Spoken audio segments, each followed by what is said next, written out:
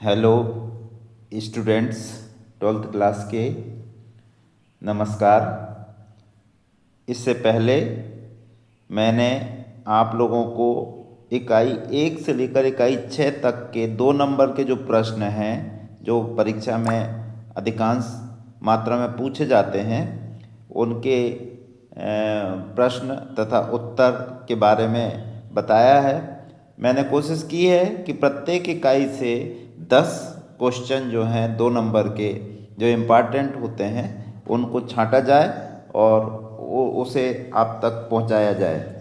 तो आप देख रहे हैं यहाँ पर जो इकाई 7 है, विकिरण एवं द्रव्य की द्वैत प्रकृति, इसके बारे में जो अपना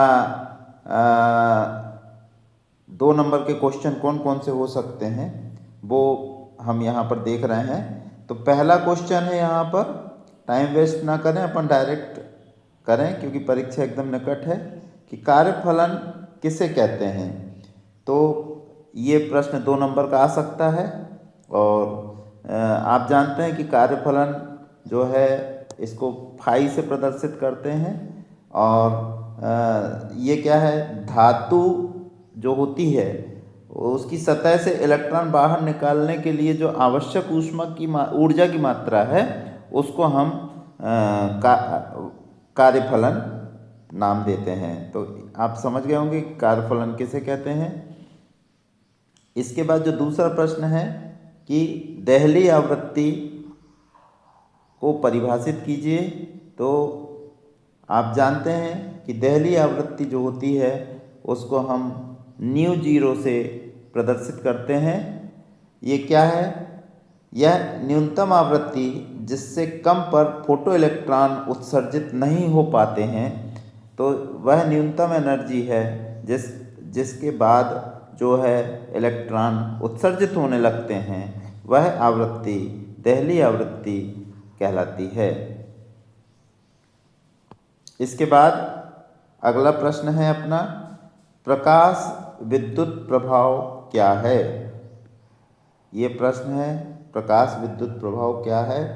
तो इसका उत्तर आप लिख सकते हैं, उपयुक्त आवृत्ति के प्रकाश से धातु सतह से जो इलेक्ट्रॉन उत्सर्जित होता है वह घटना प्रकाश विद्युत प्रभाव कहलाती है। नाम से ही स्पष्ट है, प्रकाश यानी क्या होता है, लाइट, और विद्युत प्रभाव यानी प्रकाश पड़कर यदि विद्युत उत्पन्न होने लगे तो इसको कहते हैं प्रकाश विद्युत प्रभाव।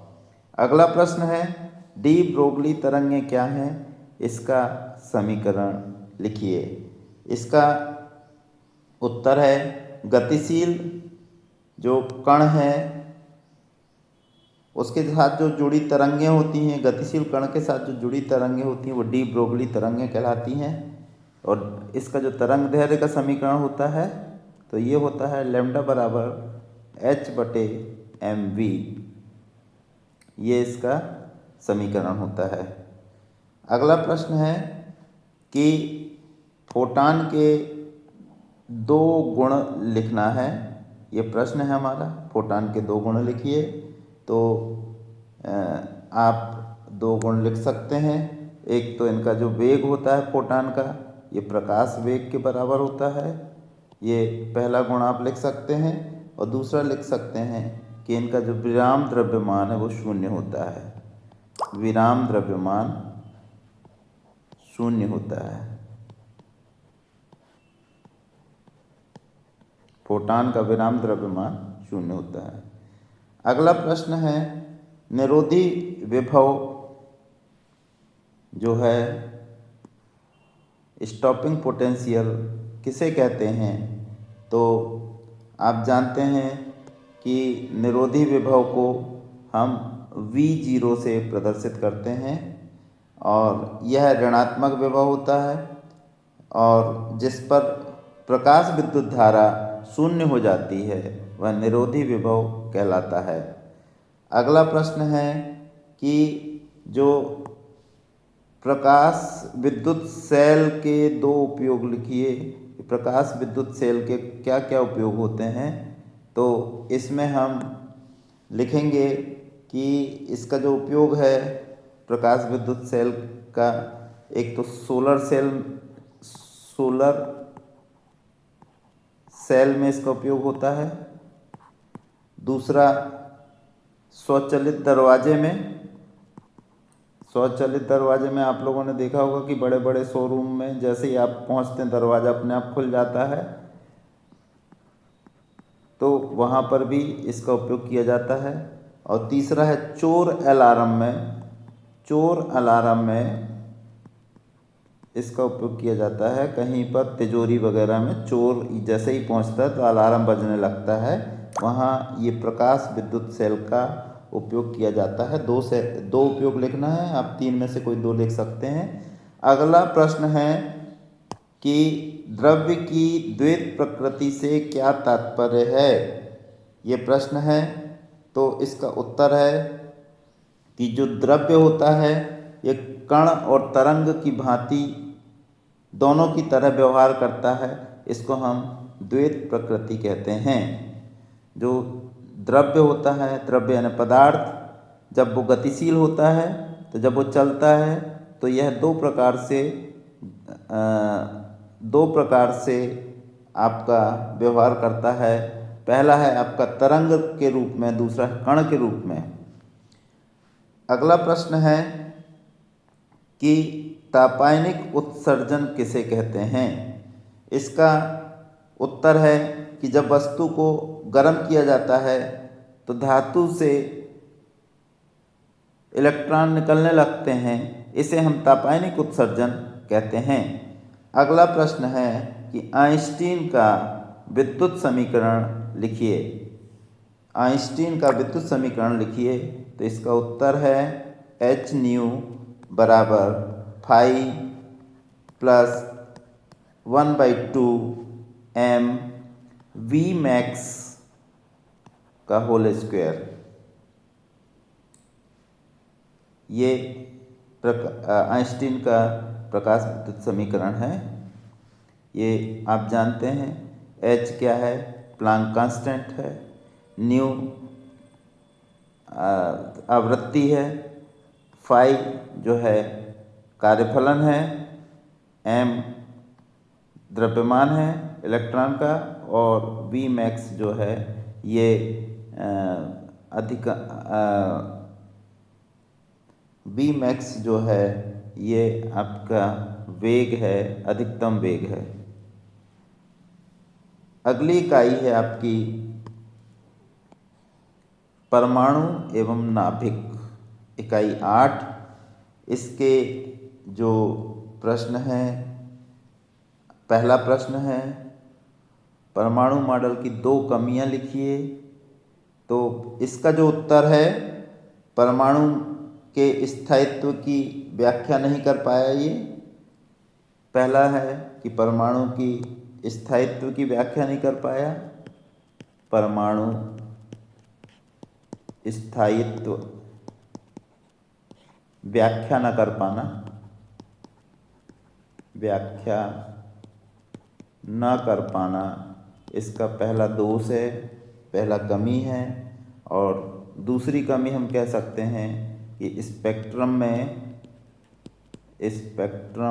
में रेखीय स्पेक्ट्रम की व्याख्या नहीं कर पाया। रेखीय स्पेक्ट्रम की व्याख्या नहीं कर पाना, व्याख्या नहीं कर पाया। तो ये आपका पहली कमी हो गई, 2 कमियां हो गई हैं। अब अगला प्रश्न है आपका, बोर की कक्षा को स्थायी कक्षा क्यों कहते हैं। तो इसका उत्तर है, बोर के अनुसार ऐसी कक्षाएं जिनमें इलेक्ट्रॉन ऊर्जा का विकिरण नहीं करते हैं। स्थायी कक्षा किसे कहते हैं, तो इसमें हम लिख सकते हैं कि बोर कक्षाओं में ऊर्जा का विकिरण नहीं होता है। बोर कक्षा में इलेक्ट्रॉन ऊर्जा का विकिरण नहीं करते हैं।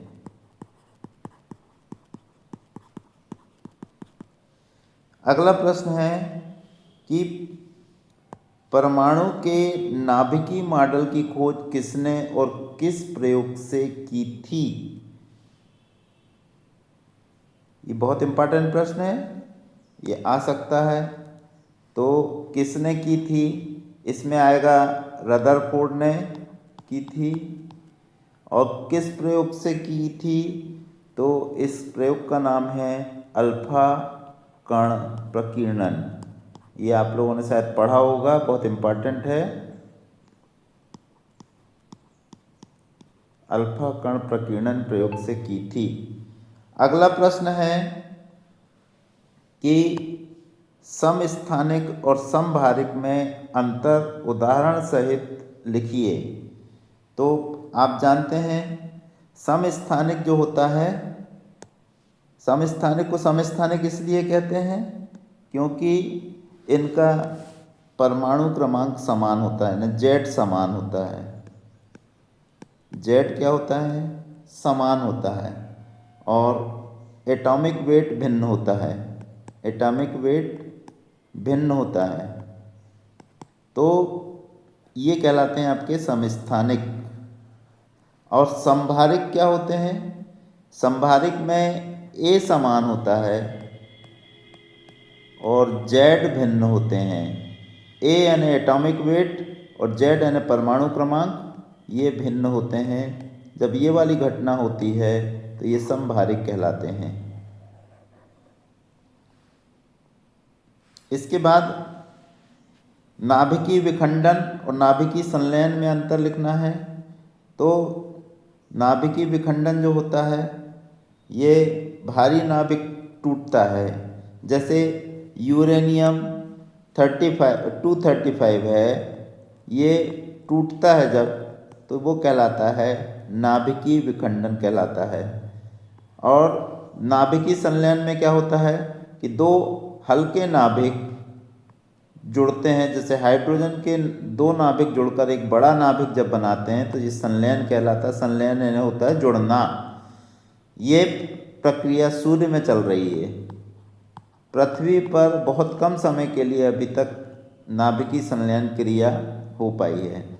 नाभिकीय विखंडन तो पृथ्वी पर आसानी से हो रहा है, लेकिन नाभिकीय संलयन जो है पृथ्वी पर बहुत कम समय के लिए ही सक्सेस हो पाई है। अभी ये प्रक्रिया सूर्य में चल रही है, आप लोग समझ गए होंगे।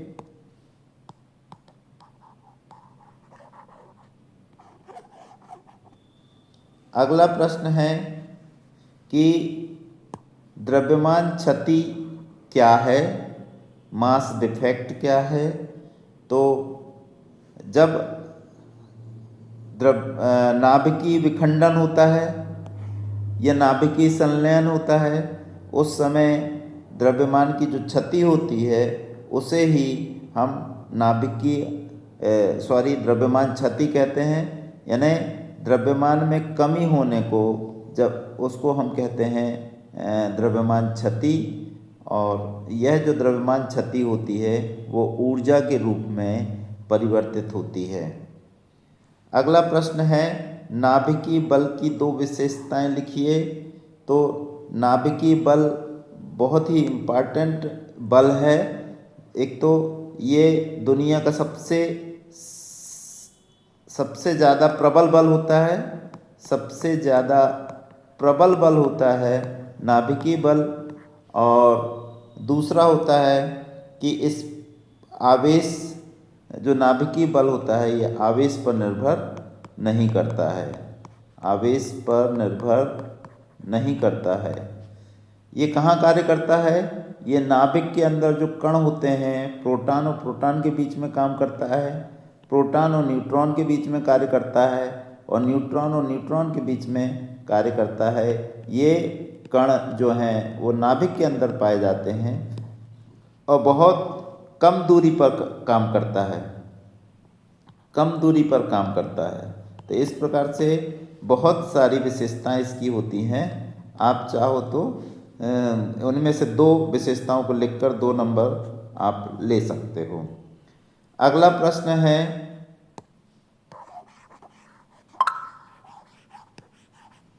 अर्ध आयु काल किसे कहते हैं? ये प्रश्न है, अर्ध आयु काल किसे कहते हैं? तो अर्ध आयु काल वह समय है जिसमें ये क्या है, एक समय है, वह समय है जिसमें रेडियो धर्मी जो पदार्थ है वो आधा रह जाता है। रेडियो धर्मी जो पदार्थ है वो आधा रह जाता है। तो अर्ध आयु काल किसे कहते हैं? अर्ध आयु काल वह समय है जिसमें रेडियो धर्मी पदार्थ आधा रह जाता है, उसे हम अर्ध आयु काल कहते हैं। इसको आप लोग याद कर लीजिएगा। अगला प्रश्न है कि परमाणु द्रव्यमान मात्रक जिसे AMU कहते हैं की परिभाषा लिखिए। हालांकि ये केमिस्ट्री का प्रश्न है, लेकिन ये आप लोग इसका उत्तर यदि आता है फिजिक्स में तो भी आप इसको लिख सकते हैं कि कार्बन जो 12 है इसके द्रव्यमान का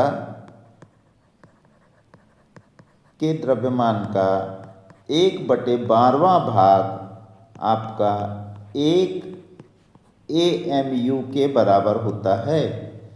कार्बन 12 के द्रव्यमान का 1/12 भाग 1 AMU के बराबर होता है।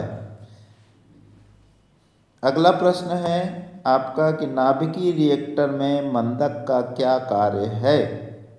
इसका उत्तर होगा कि न्यूट्रॉनों की तीव्र गति को कम करते हैं। मंदक वे पदार्थ हैं जो न्यूट्रॉनों की गति को मंद करते हैं। तो इस प्रकार से इकाई 8 जो है वो कंप्लीट होता है। इसके बाद इकाई 9 जो है अर्धचालक इलेक्ट्रॉनिकी, इसमें हम लिख सकते हैं कि देख सकते हैं कि P प्रकार और N प्रकार के अर्धचालक में अंतर लिखिए। तो ये आप जानते हैं कि जो P प्रकार होता है ये इसमें पॉजिटिव पार्टिकल्स की संख्या ज़्यादा होती है, यानी होल्स की संख्या ज़्यादा होती है, इसमें होल्स की संख्या ज़्यादा होती है। और N प्रकार यानी नेगेटिव पार्टिकल्स की संख्या ज़्यादा होती है इसमें, यानी मुक्त इलेक्ट्रॉनों की संख्या ज़्यादा होती है। 2 नंबर का प्रश्न है तो कम से कम 2 अंतर लिखना पड़ेगा। तो पहला अंतर हम ये लिख सकते हैं कि P प्रकार में होल्स की संख्या ज़्यादा होती है, दूसरा N प्रकार में मुक्त इलेक्ट्रॉनों की संख्या ज़्यादा होती है। दूसरा अंतर हम लिख सकते हैं कि P प्रकार में आपको त्रिसंयोजी अशुद्धि मिलाई जाती है, त्रिसंयोजी अशुद्धि मिलाई जाती है। और N प्रकार का जो अर्धचालक होता है इसमें पंच संयोजी अशुद्धि मिलाई जाती है।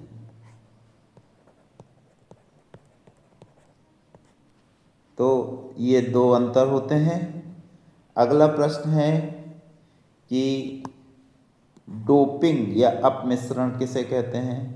तो आप जानते हैं कि जो अर्धचालक होते हैं, अर्धचालकों में जब हम तृतीय वर्ग की अशुद्धि या पंच संयोजी अशुद्धि मिलाते हैं तो इससे उनकी चालकता बढ़ जाती है और इस प्रक्रिया को डोपिंग कहते हैं। अगला प्रश्न है कि पीएन संधि डायोड क्या है? तो इसका जो उत्तर है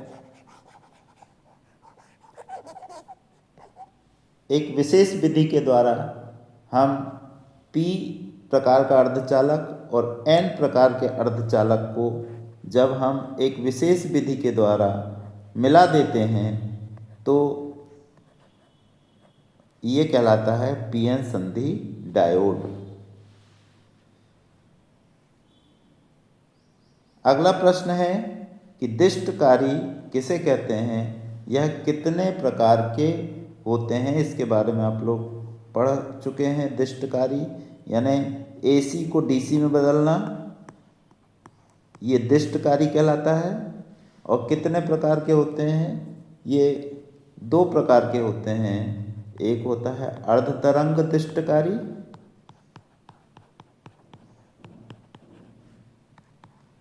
और दूसरा होता है पूर्ण तरंग दिष्टकारी।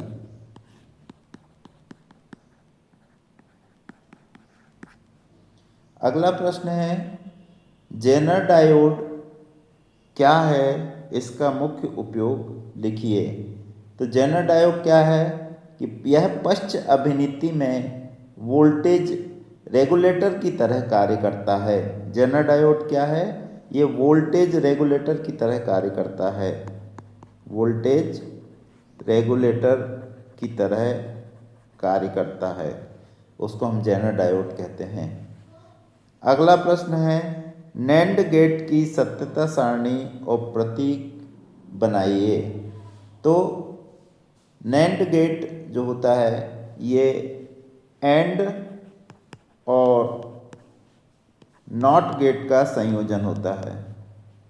ये हालांकि कोर्स से बाहर हो गया है, लेकिन फिर भी आप लोग याद रखेंगे कि नैंड गेट यानी क्या होता है, एंड और नॉट का संयोजन होता है।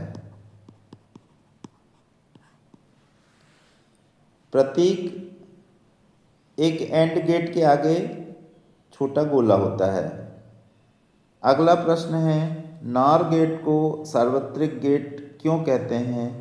तो इसका उत्तर हम लिख सकते हैं क्योंकि इसके उपयोग से अन्य सभी गेट, एंड गेट भी बनाया जा सकता है, इसमें और गेट भी बनाया जा सकता है और नॉट गेट भी बनाया जा सकता है। इस प्रकार से थोड़े से प्रश्न और बचे हुए हैं। आप लोग कमेंट करके लिखिएगा कि क्या आपको ये जो 2 नंबर के हम आपको प्रश्न और शब्दों के माध्यम से उत्तर बता रहे हैं, ये आपके काम के हैं अथवा नहीं हैं। और यदि आपको लगता है कि ये काम के हैं तो कृपया सब्सक्राइब करें, लाइक करें और अपने पढ़ाई करें और अपने जीवन को सफल बनाएं। अगला प्रश्न है कि अर्धचालक का प्रतिरोध ताप बढ़ाने पर क्यों कम हो जाता है। ये है एक इम्पॉर्टेंट प्रश्न है। आप जानते हैं कि मुक्त इलेक्ट्रॉन होते हैं और होल्स होते हैं और ये सहसंयोजक बंध से जुड़े होते हैं और जैसे ही हम ताप बढ़ाते हैं तो ये सहसंयोजक बंध जो होते हैं टूट जाते हैं और मुक्त इलेक्ट्रॉन और होल्स मुक्त हो जाते हैं, जिससे कि प्रतिरोध घटता है और चालकता बढ़ती है। तो ये अर्धचालक का प्रतिरोध ताप बढ़ाने पर क्यों कम हो जाता है, क्योंकि चालकता बढ़ जाती है, मुक्त इलेक्ट्रॉन और मुक्त हो जाते हैं, होल्स भी मुक्त हो जाते हैं क्योंकि सहसंयोजक बंध ताप के कारण टूट जाता है। अगला प्रश्न है कि अग्र अभिनति और पश्च अभिनति के अंतर लिखिए। तो इसमें अग्र अभिनति में क्या होता है कि P को पॉजिटिव से जोड़ते हैं, P को पॉजिटिव से जोड़ते हैं। इसको इस प्रकार से अपन समझ सकते हैं कि ये P और N है। तो यदि आप P को पॉजिटिव से जोड़ते हैं और N को निगेटिव से जोड़ते हैं तो ये अग्र अभिनति कहलाती है। और जब पश्च अभिनति क्या होती है कि यदि आप बैटरी को पलटा देंगे तो ये पश्च अभिनति कहलाएगी। इस समय क्या होगा कि जो पॉजिटिव है सेल का, बैटरी का, वो N से जोड़ देते हैं और जो नेगेटिव है वो P से जोड़ देते हैं, तो ये पश्च अभिनीति कहलाती है। ये नेगेटिव है, ये पॉजिटिव है, तो ये समझ गए होंगे आप। अगला प्रश्न है एलईडी। एलईडी क्या है, इसके 2 लाभ लिखिए। तो आप लोग जानते हैं आपके सबके घर में बल्ब लगे हुए हैं एलईडी के, तो इसमें कम बिजली खपत होती है, कम बिजली खपत होती है, और दूसरा लंबी आयु होती है। ये 2 इसके लाभ हैं। आप तीसरा भी लिख सकते कि बिजली का बिल कम आता है, बिजली का बिल कम आता है। ये मैं जो लिखा हूँ इस सुझाव को आप लोग मानिएगा कि परीक्षा में 2 अंक वाले प्रश्नों के उत्तर बहुत संक्षिप्त में लिखना है आपको, 30 से 50 शब्द में लिखना है, टाइम बर्बाद नहीं करना है, और बिंदुवार लिखने का प्रयास करें। जहाँ संभव हो छोटा सूत्र जरूर लिखें और चित्र अवश्य बनाएं, तो इसमें 2 नंबर आपके मिलने की पूरी संभावना होती है कि पूरे 2 नंबर आपको मिल जाएंगे। तो इस प्रकार से मैंने आपको 1 नंबर वाले प्रश्न और 2 नंबर वाले प्रश्न बता दिए हैं। अब आप लोग अच्छे से तैयारी कीजिएगा और परीक्षा में सफल होइए और आगे बढ़िए। धन्यवाद।